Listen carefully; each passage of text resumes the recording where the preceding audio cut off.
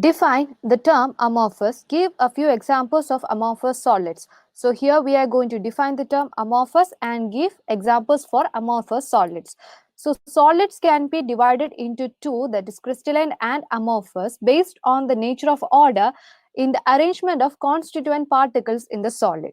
So based on the constituent particles or nature of order, we can define amorphous as the solids whose constituent particles like molecules, atoms or ions are of irregular shape and have short range order.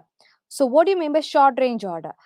Short range order is a regular or periodically repeating pattern is observed for a short distance, and such portions are scattered and disordered in the case of amorphous solids.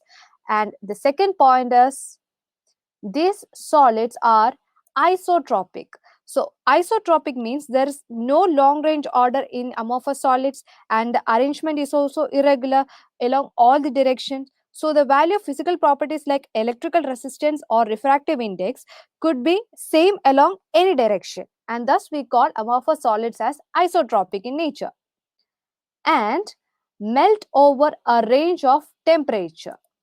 So amorphous solids get softened and can be molded and blown to various shapes, and they become crystalline at some point of these temperatures.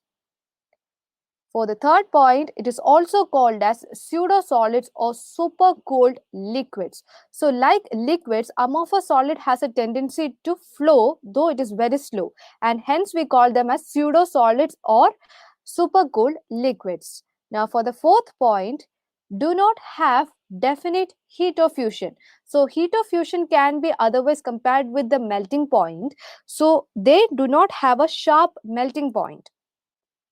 Now cut into two pieces with irregular surfaces. So when we take an amorphous solid and cut it into two pieces, we can observe two pieces with irregular surfaces.